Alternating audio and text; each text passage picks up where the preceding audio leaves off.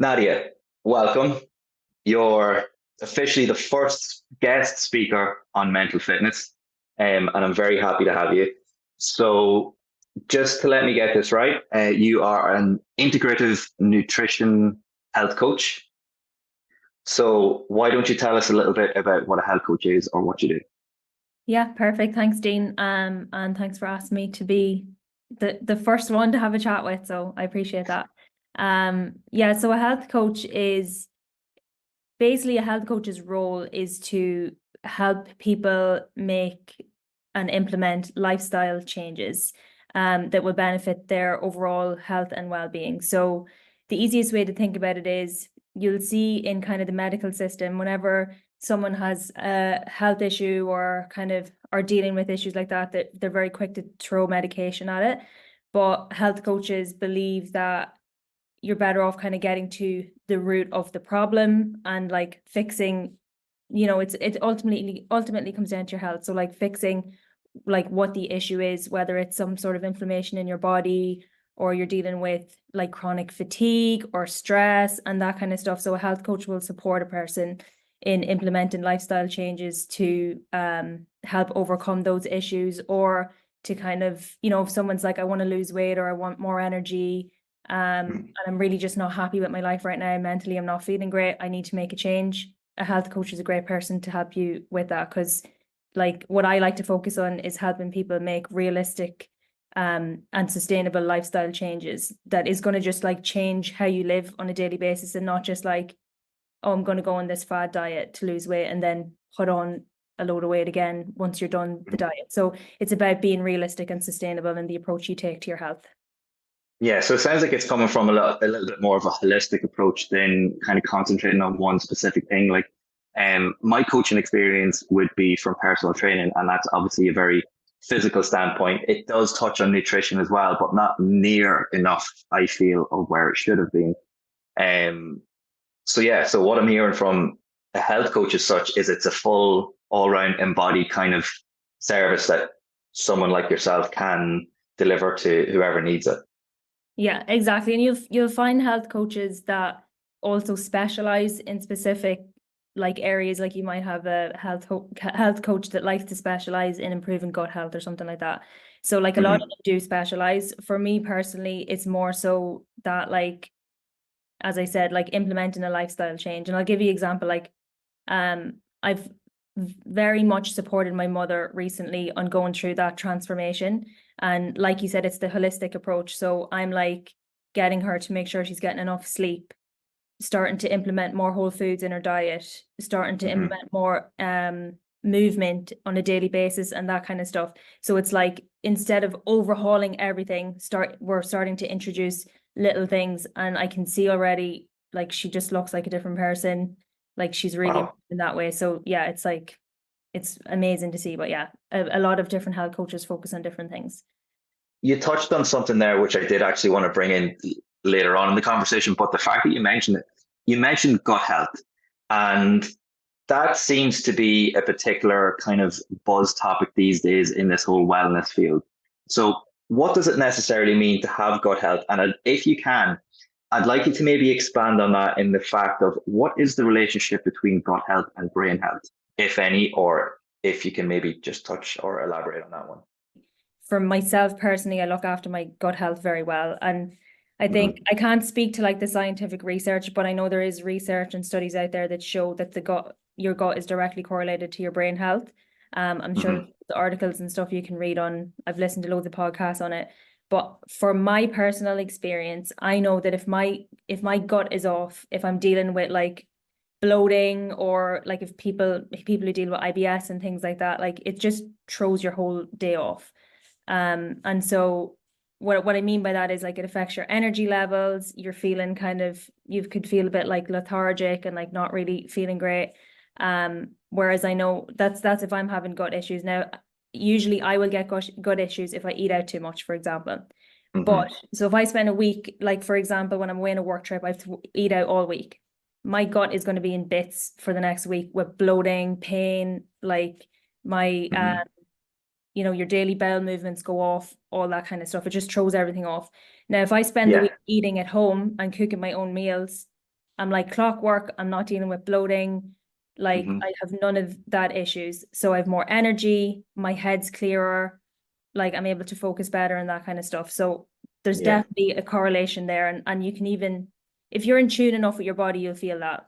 You know how you feel after you eat a certain meal. If I was to eat a McDonald's or something versus if I was to cook a Hmm. whole food meal at home, I'm going to feel very, very different. Do you think that gut health is downstream from, let's say, external mental stress? Or do you think it's the other way around? Do you think stress within the body, such as inflammation, is actually caused by maybe the foods we eat or anything like that? Like which way does it weigh up, or is it a symbiotic relationship where they are both kind of connected individually to an equal degree? I'm not too sure. Yeah, I think they're both connected 100%. That's what I personally think, because Yeah. even if I'm going through a really stressful time at work, that can also throw my gut health off. Even if I am like trying to eat better foods, like you might lose your appetite if you're dealing with a stressful situation or a hard time in your life, or you might go the Yeah. opposite way and want to overeat to deal with stress. So they're definitely directly correlated, I'd say. So, what inspired you to go down the path that you've initially taken with the holistic approach? Is it anything personal to you, or was it just something that you found fascinating and wanted to learn a little bit more about? Or, as I said, was it something personal to your life that made you want to go down this direction? Yeah, it was definitely kind of more of a personal journey, and then ended up finding something that I was very, very passionate about. So I'm someone who, and I don't know if we've spoken about this before, but I've really struggled with my mental health like for many years. Um, the first time was when I was in my early 20s, and I had gone through like a really tough time in my life and a really bad breakup. I just went on like a path of self-destruction. And I was just eating shit all the time. I wasn't exercising. I was going out drinking and like getting hammered every weekend. And I put on a load of weight and I was just miserable. And so I was like, something needs to change. Like, this isn't, Hmm. it's not sustainable. So then that's when I kind of got into more, and that's when I met you, Dean, at the gym and stuff. Like when I got into the more like fitness side of things and like started working out loads and getting more into my health. So that was kind of the initial beginning of the journey. And then I had moved to Canada, and I never really kind of did any research or was very interested in like the nutrition side of things and like the effect of food on the body and that kind of stuff. Um, and then the pandemic hit, and I was basically diagnosed with like clinical depression, and I would say on the brink of being suicidal. Like it was a very, very dark, tough time for me. I remember even like Connor would come home and I'd be on the floor, like just in hysterics crying. I just couldn't function. It was a very, very difficult time. And then I started, I just knew I needed help. So I kind of started looking to see where I could get that support. And then I started therapy around that time, but I also started working with a coach, in correlation with that as well, because like you said, coaches aren't psychologists. They're not like qualified to deal with kind of the deeper mental issues that you Hmm. may be dealing with, but a coach can help you, like I said, with the lifestyle things that need a change, and like where you want to focus in your life and how you want to, kind of carry Hmm. on and, showing up. And so after all that kind of deep work that I did, I got to a better place, and it was just amazing, because I was like, I cannot believe, like, looking back, I was that low versus Yeah. like the person that I am today. And so obviously with the pandemic and everyone like getting health scares and all that kind of stuff, I just like kind of started diving deeper into the realm of, okay, how can I make myself feel, or like how can I be like the healthiest, best version of myself, both mentally and physically. And Yeah. so that's where it was like, doing what I could to help my mental health with meditation, exercise, getting out in nature, and then also making sure I'm eating good foods that aren't causing inflammation in my body. And so then I found the Institute of Integrative Nutrition, because I knew I Hmm. wanted to go down that route and kind of study it in more depth, and start like maybe focusing on it more. And then so I became a qualified integrative nutrition health coach with them, and that's where I learned more about all of the holistic side of things. So there's that. not to kind of go on too long here with this answer, but Go for it. and I have a friend over here who he basically, he's a good friend of ours, and he had dealt with basically like immune system issue where he was like incorrectly diagnosed with MS, and he lost all movement of his body, everything. Like, you know, I don't want to get into the story too much, but like he went from being a fully capable human being to like having to be cared for by his wife, because he couldn't even properly feed himself or anything. Later he did all the research and found out he was diagnosed with Lyme's disease, and found that he did lots of research around the effect of food on the body, and he actually reversed it. Now he's running marathons. We exercise with him we're going running with him all the time. He does the same job as Connor. So can you, like, it's just like that. I see him, he reduced all the inflammation in his body and like switched it around from nutrition and exercise supplements. And I'm like, that's you're amazing. on from like not being able to do like your basic movements as a human to like running marathons. Like, it's unbelievable. So that kind of gave me an extra boost where I was like that, like it just really, really inspired me. Yeah, like I have to admit, I am not someone who probably has the most polished diet in the world ever. And I do definitely think for someone who needs to be on top of their game with their diet, it's so super important. You know, whether it be something that you're relying on for health reasons or for even mental health reasons or even just for routine reasons, I get it. And diet is definitely somewhere that falls behind with me. What are the three simple things that you can, let's say, advise that anyone can do to improve their health overall, or even just improve their health in relation to the foods that they're eating? Yeah, overall, I would say number one main thing is like making sure you're getting enough sleep. I know it seems obvious, but like it's not obvious to some people. Seriously, like get enough sleep, because it directly affects your longevity, your immune system. I'm like a stickler with it. I need to get 8 hours of sleep minimum, and if I don't, I'm not a nice human to be around. So get enough sleep for sure. The other one I'd say is movement, especially like in today's world where majority of people sit at a desk all day, like myself. Like, you don't want to be sitting all day and not moving. So like move, even if it's just a short walk. There's some days I don't have time to exercise, or like I don't prioritize it, but I will always get outside and go for a walk, even if it's just 20 minutes walk around the park behind my house. And then the third one I would say is eat more whole foods. And I say eat more whole foods because I don't believe that like strict restriction is the way to go. Like you said, your diet's not polished, either is mine. And it doesn't need to be. But once you are like, 80% of the week trying to eat like whole food meals with nutritious food in it, I think like, it's okay if I have a croissant with a coffee on the weekend. Do you know what I mean? You know what I mean? Like, so I'd say like those are the main three things. And in terms of diet, like the one main thing is seriously, and I think Ireland is so bad for it.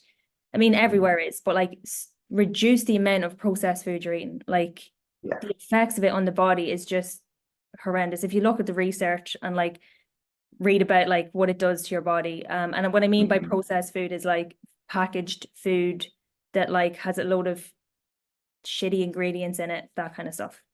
I'm not sure if it was yourself who shared it or maybe I saw it somewhere else, but I think it was a video of some guy reading the back of the ingredients on a loaf of bread. And I shared the that. list He's was, so funny. was it you? Yeah. The list was as long as your arm, and I couldn't actually believe it. And I actually went out and looked at the ingredients in the loaf of bread that I have at home. And I'm looking at all this, and 80% of the stuff, one, I couldn't pronounce what it was, and two, I absolutely have no idea what it is anyway. And so what, like bread only has what, realistically 4 ingredients? Yeah.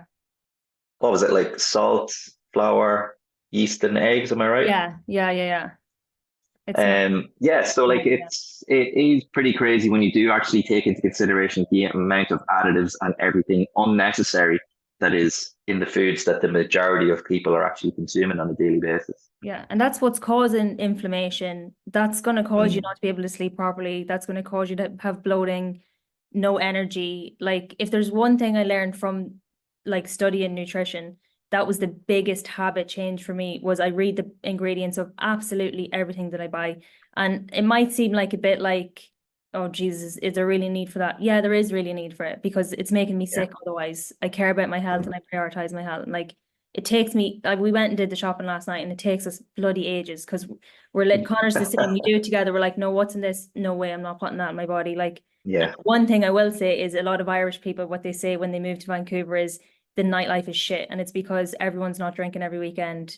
Nobody wants, it's because on the weekends they're out hiking or climbing or Yeah. running. And that's the big It's difference. it sounds like an amazing lifestyle, and I can see how it wouldn't be for everybody, because I do believe that there's a lot of people kind of stuck in that cultural kind of shell that that a lot of us are kind of stuck in here. It's you can't see the forest for the trees type of thing, and it's only when you remove yourself from that situation and maybe put yourself in a different country or different environment that you actually start to kind of see that what you were doing just isn't serving you anymore. Yeah.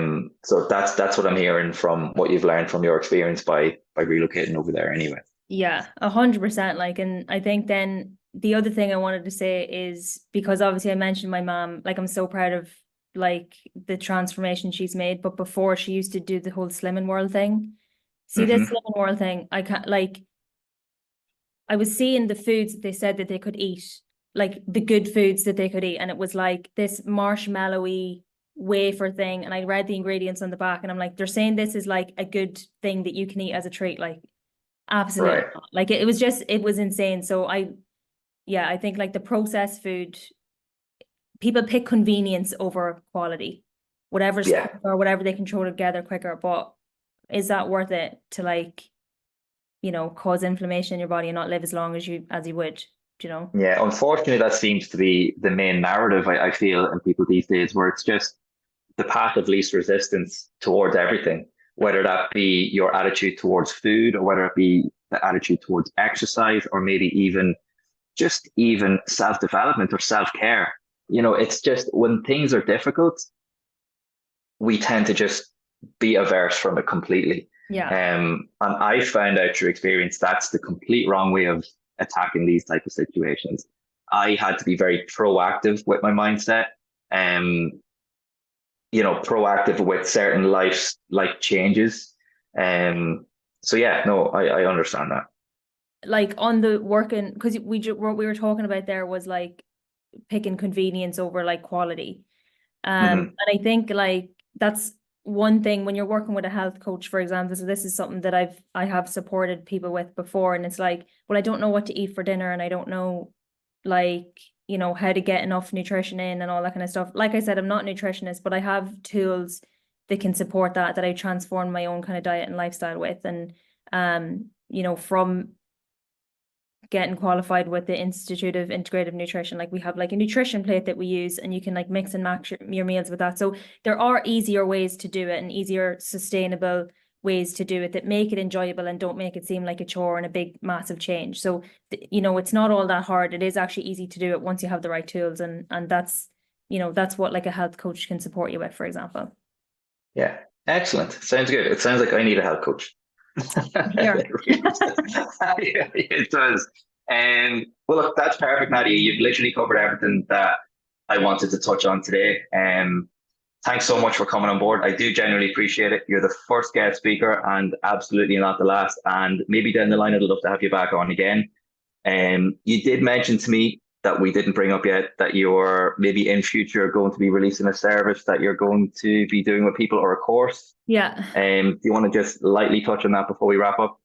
Yeah, perfect. So yeah, it's not ready yet, but basically what I'm putting together is it's called the Whole Body Health Lab, and it's basically what I had kind of some of the stuff I touched on there, how to make what the tools are and how to make those kind of realistic, sustainable lifestyle changes. So it kind of is a guided course that keeps you accountable, and gives you the tools you need to start like implementing more whole foods, getting more movement in, and just kind of improving your quality of life overall. So I'm really excited to share it when it's ready. But yeah, it's just a way to make it like easier for people to kind of learn about this stuff. Yeah, excellent. All sounds good. I'm looking forward to seeing it. Nadia, we'll wrap up there. Thanks so much for everything. Thanks for your time. More importantly, No I know worries. there's a little bit of a time.